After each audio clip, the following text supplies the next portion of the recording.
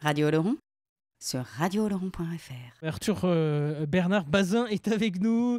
Puisqu'il est là, on va attaquer direct. Bonjour Arthur. Alors attends, j'ai pas bien entendu là. Bonjour, moi non plus. Voilà, c'est Ça y est. mieux. Bon. Alors, Arthur, il a un petit accent parce que il nous vient de banlieue parisienne. Non, je rigole. Bah, c'est ça, exactement. mais qui a beaucoup voyagé et notamment en Amérique du Sud. On va voir pourquoi. Oh là là, alors On va voir. c'est des longues Attendez, Arthur, histoires, on va voir. Long voyage, longues histoires, non? Bon, alors, vous êtes la compagnie pour moi. Alors, c'est vrai que j'ai fait un petit peu le tour pour voir si certains utilisaient les réseaux pour mettre des images de leurs spectacles en ligne. C'est pas le cas de toutes les compagnies et notamment du collectif Entre Nous qui était avec nous tout à l'heure et qui jouera à 18h dans la salle Géliot. Et vous, alors j'ai trouvé quelques petites vidéos, mais par le biais de celles qui vous accompagnent dans l'aventure Hurricane. Vous me direz si j'écorche ou pas, Arthur. Non, c'est très bien, Hurricane. Ouais. Exactement. Donc, il y a vu le jour en 2013, etc. Et votre complice, c'est Candelaria Antello. Oui, c'est ça. Bon, là, je dois bien mal prononcer aussi, mais c'est pas grave. Je le dirai pas plusieurs fois. Et on retrouve quand même quelques vidéos de ces prestations où on vous reconnaît. Arthur. On me reconnaît? Ouais, j'en ai vu quand même deux vidéos où vous êtes avec elle. Ça, c'est bon signe quand même. J'ai pas trop changé. Et c'est super percutant quand même, comme danse. Bon voilà, moi ça m'a effectivement saisi quand j'ai pu voir vos prestations. Parce que voilà, c'est avant tout aussi de la danse de rue que vous faites avec la compagnie Hurricane. C'est ça, ouais, c'est vrai qu'on a beaucoup tourné en rue. D'abord, donc le premier spectacle qu'on a fait ensemble, c'était un duo. Et ensuite, on a travaillé beaucoup sur un quatuor qui était pas spécialement pensé que pour la rue. Enfin, d'ailleurs, il n'est pas pensé que pour la rue, mais c'est ce qu'on a fait le plus. Après, on s'adapte vraiment à tout type d'espace. Alors, même si donc, voilà, vous avez un parcours plutôt classique, passé par les arts dramatiques, les arts plastiques, aussi, vous avez fait du théâtre, et puis ce fameux conservatoire supérieur de danse de Madrid. Donc je pense que la danse, elle a quand même toujours été présente. C'est quand même arrivé dans votre parcours. C'est quand même arrivé assez tard parce que c'était présent, ouais, quand on va faire la fête, quand il y a des soirées, je sentais bien qu'il y a quelque chose qui aimait bouger à l'intérieur, mais c'était pas conscient, on va dire, c'était pas concrétisé que la danse en soi existait comme un mode d'expression vraiment, comme un mode de communication et même un mode de vie. Ça, c'est arrivé plus tard. Donc, c'est arrivé, j'avais déjà passé les 20 ans.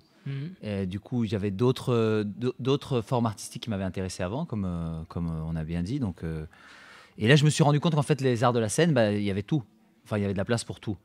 Et bon, au début, c'était plus le théâtre. Et en fait, je me suis rendu compte qu'il n'y a pas de frontières réelles. Mais que mon théâtre à moi, il est plus bougé, quoi. Il est dans les corps et il est dans cette expression-là. Alors, contrairement à Candelaria, qui elle a fait majoritairement de la danse. Effectivement. Elle n'a pas trop touché aux autres arts. Elle n'a pas trop touché, même si en fait c'est quelqu'un qui est un peu touche à tout de par sa curiosité. Elle a une famille aussi où ça joue de la musique, donc elle a toujours joué. Elle a une très belle voix, donc elle peut chanter. Le design aussi, donc l'image l'intéresse beaucoup. Donc c'est pas été des études spécialement qu'elle a faites, mais c'est quelque chose d'une curiosité. Et même on s'amusait toujours de ça parce que moi j'ai commencé par le théâtre et en fait je suis devenu vraiment danseur, et chorégraphe à fond. Et elle en fait elle n'a pas fait de théâtre, mais en fait c'est une actrice née. Mais bon, ça doit être quelque chose aussi un fort elle est argentine. Et ça, c'est quelque chose que, rien à dire, le théâtre en Argentine, c'est vraiment comme une espèce de religion. Enfin, ils sont très, très forts. C'est dans les gènes. Voilà, c'est quelque chose qu'ils savent habiter les personnages. Ça, c'est sûr. Alors, donc, outre ce conservatoire supérieur de danse de Madrid, qui a été un petit peu le point de rencontre entre vous deux, vous avez aussi rencontré un danseur qui s'est installé à Madrid, qui est aussi passé par la plupart des grandes compagnies de danse espagnoles, c'est Sharon Friedman. Vous auriez pu continuer l'aventure avec lui, parce que les premiers spectacles, je crois que c'est avec lui que vous avez joué Al menos dos caras, Hasta donde, donc c'est aussi peut-être vos premiers pas en tant qu'interprète dans des spectacles de danse. Alors, il y a eu quelques pas avant, oui, mais ça a été vraiment, on va dire, une catapulte, quoi. Quelque chose qui a permis de sauter au niveau suivant et de vraiment commencer à se balader sur les scènes du monde entier. Et vraiment, en même temps, on a commencé donc, le projet Hurricane et en même temps, je commençais à travailler avec Sharon, qui avait lui une trajectoire un peu plus solide. Et en fait, oui, on a arrêté de travailler ensemble là pendant plusieurs années, mais c'est reparti. Donc, comme quoi, en fait, les liens, des fois, ils se font, se défont. C'est des cycles, c'est des choses comme ça qui apparaissent et qui disparaissent, mais pour revenir. Et là, donc, là depuis l'année dernière, ouais, ça fait un peu plus d'un an maintenant, on a repris et en fait, ça a reparti. Hier, d'ailleurs, je dansais une pièce à lui qui s'appelle Ciento 47 Abrazos, qui est un extrait de Dosis de Paraíso, qui est une pièce qui tourne pas mal en ce moment, avec une danseuse incroyable qui s'appelle Melania Olsina. Et on était à San Sebastián. Bon, par contre, quand vous parlez de danse, Arthur, on oublie tout ce qu'on connaît au niveau de danse, parce que voilà, elle est très corporelle, hein, votre danse. Bon, limite, c'est ce qu'on appelle de la danse contact, voire de l'acrodance. Effectivement, ouais, on a beaucoup travaillé sur c'est ça, tout ce qui sont les nœuds corporels, l'écoute qui permet de se mélanger en fait, et donc d'associer les corps pour avoir plus de possibilités d'une certaine manière. Et vous avez la particularité avec Candelaria de faire qu'un finalement à des moments. Donc vous êtes deux, mais voilà, vous dansez pour un seul. Et ça, c'est assez étonnant aussi dans votre complicité dans les spectacles. Et ça, c'est quelque chose de passionnant. Donc ça, c'est vous fusionnez ouais. Vraiment tous les deux. Ça, c'est quelque chose qui, dans le travail avec Sharon aussi, est très présent. Donc c'est vraiment cette recherche. Et souvent, c'est une recherche qui va plus au-delà de la danse en elle-même, parce que c'est une recherche qui parle des individus et de leurs relations personnelles, humaines. Du coup, en fait, oui, forcément, c'est des personnes qui vont être fortes, des relations qui vont être très fortes dans nos vies. Et du coup, avec Candelaria, on a fait on a tout partagé pendant des années. Parce que oui, on vivait ensemble, donc on travaillait ensemble, on voyageait ensemble, enfin bref, tout ce qu'on peut imaginer. Un vrai couple. Voilà. Mais bon, c'est ça, encore une fois, ce sont des cycles. Et là, ça fait 2 ans qu'on ne travaille plus directement ensemble. Donc on ne danse plus ensemble et que, en fait, chacun a pris un peu une distance. Donc on continue à collaborer, à avoir un regard effectivement sur ce qui se fait, sur ce que l'autre fait. Mais du coup, c'est vrai que ces fusions qui sont tellement fortes, des fois, elles arrivent à certaines limites aussi. Donc, c'est quelque chose qui est pas toujours... Enfin, comment dire, il n'y a pas une règle de stabilité, je dirais. Et ça, c'est soumis aux aléas de la vie et des relations humaines. Donc, outre le cirque, avec l'acrobatie, par exemple, que vous intégrez aussi dans votre danse, il y a aussi la lutte qui s'est invitée dans certains de vos spectacles. Donc vous en faites aussi un combat de la prestation sur scène alors. C'est ça, je pense. Une confrontation. Effectivement, il y a quelque chose dans la lutte, dans le conflit qui est très prolifique pour tout ce qui est théâtral, pour tout ce qui est construction même d'une dramaturgie, parce qu'en fait ça met effectivement des éléments les uns face aux autres qui essayent de cohabiter. Et dans cette cohabitation, effectivement, il peut y avoir... c'est pas tout un long fleuve tranquille. Hein. On sait bien qu'on se retrouve face à certains défis, certains problèmes, et il faut les résoudre. Donc nous, ça nous intéressait vraiment d'aller approfondir justement ces conflits, parce qu'on s'est rendu compte qu'ils étaient très intéressants. Et en même temps, c'est des choses qui sont présentes dans nos vies. C'est des choses qui rebondissent parce qu'il y a notre contexte et il y a justement cette relation humaine qui pousse à se retrouver finalement dans certains face-à-face. Et du coup, nous, on a été à fond là-dedans. On s'est dit, oui, effectivement, on a des conflits, on a des disputes. Et allons-y et faisons pas comme si elles n'étaient pas là, quoi. Au contraire, c'est ça notre force. Et c'était tellement une force que ça a fini finalement par se transformer. Enfin, c'est ce que je disais avant, quoi. C'est quelque chose qu'on peut puiser dans cette source, mais on ne sait pas vraiment où est-ce qu'elle va nous emmener. Et ça a donné donc des spectacles comme Discordio, comme Te Odiero ou bien encore Je te aime. Exactement. Tout est résumé dans les titres des spectacles. Alors, donc c'est des spectacles qui généralement alternent aussi entre des parties assez violentes, voire d'autres parties un petit peu plus calmes, mais avec toujours une note d'humour.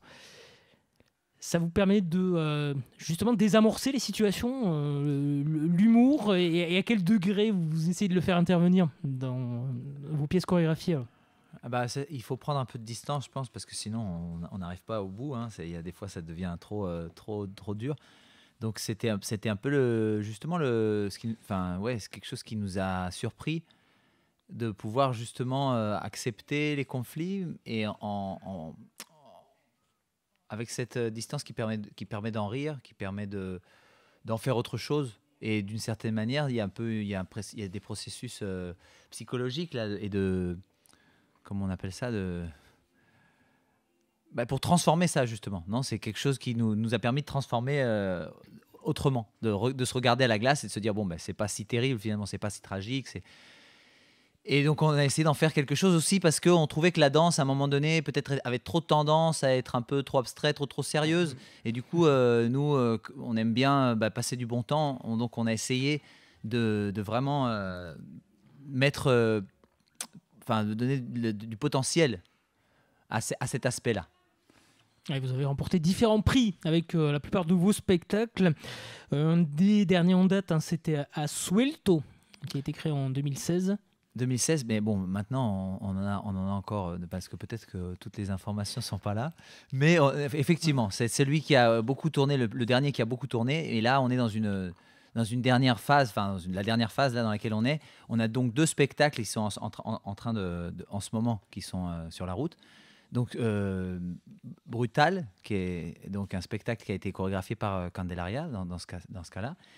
Et le spectacle qu'on va présenter cet après-midi, qui s'appelle Tous Extremos.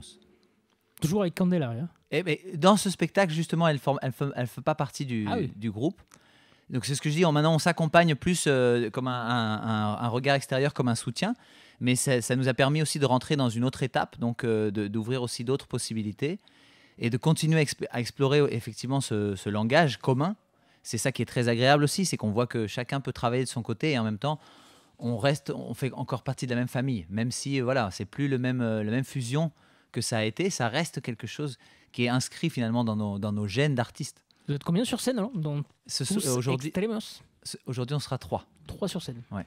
Et toujours cette dualité aussi homme-femme ou pas? Alors là, on est homme-femme. La parité, elle est partagée ou...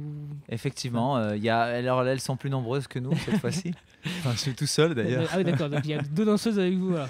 C'est ça. Sur Asuelto, c'était la proportion inverse. Même plus forte encore inverse. Et c'est toujours comme ça. Il faut aussi essayer de renouveler les partenaires, les équilibres, pour pouvoir aussi retrouver des sensations et d'autres manières de travailler. Candelaria est partie par exemple sur un travail complètement féminin, puisqu'elles sont 4 filles sur scène. Et moi, j'avais besoin d'être entouré aussi de filles sur ce travail. Mais en fait, je pense que la dimension du genre est moins visible sur ce spectacle. On parle plus d'individus qui sont les uns face aux autres. Et c'est toujours aussi athlétique, toujours aussi physique, ça nous fait intense, transpirer. Ouais. Donc pendant plus de 30 minutes. Et ce langage, il est universel aussi, celui du corps, puisque ces spectacles vous ont aussi amené à voyager pas mal en Amérique latine. Brésil, Costa Rica, Salvador, Argentine, Cuba, Bolivie, et aussi un petit peu partout en Europe. Effectivement. On a même été jusqu'en Asie et une fois en Australie. Ah oui. Donc oui, la danse, à ce niveau-là, c'est quand même quelque chose d'assez fantastique qui des fois permet de ne pas avoir les frontières du langage, du langage verbal et de faire des rencontres partout dans le monde. Et l'aventure, elle continuera pour vous avec une compagnie que vous avez rejoint, c'est la compagnie du chorégraphe Frédéric Sellé. Donc c'est la compagnie Le Grand Jeté, exact, avec qui vous allez donc participer à leur prochaine création In Extremis. Donc lui, qui est aussi connu pour développer ce qu'on appelle le dance floor work. Est-ce que vous pouvez nous expliquer ce que c'est le dance floor work? Alors ça, là, c'est une colle pour Non, moi. c'est Parce vrai. que, non, je C'est pas ce que c'est. Oh, d'accord. Ouais, je savais pas que c'était le dance floor work. On n'en a pas parlé. En tout cas, Ok. c'est quelqu'un de génial, vraiment un humain formidable. Et effectivement, on est sur la fin de la création là. On est vraiment sur la fin. On a la première le 8 octobre au Creusot. Donc bon, c'est pas juste à côté. Non. Mais on essaiera de se rapprocher quand même parce qu'il y aura des dates un peu... Donc, ouais, plutôt dans l'Est, dans le nord de la France, mais ça va sûrement se déplacer. Donc, l'année prochaine, en 2022, il y a déjà des dates. C'est une compagnie qui est installée en Bourgogne. Hein. Exact, à La Cluny. compagnie, voilà, la Grande Jetée. Ouais. Et vous serez 6 sur scène. Hein, là.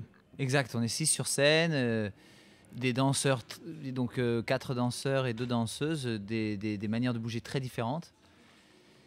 Et toujours, il y a quand même quelque chose commun là, donc même avec le travail de Hurricane et ce besoin de se dépasser, ce besoin de survie. Et dans une danse aussi très, très physique, très entraînante. Mais c'est ce que vous aimez. Eh ben, C'est pour ça que vous faites ça. On dirait, oui. Bon, merci beaucoup Arthur Bernard Bazin. On le rappelle donc que tout à l'heure, on vous présenterez, alors c'est sur le plateau. Hein, Exactement. sur le plateau, à 15h et 17h. Donc tous Extremos, une des dernières créations de la compagnie Hurricane.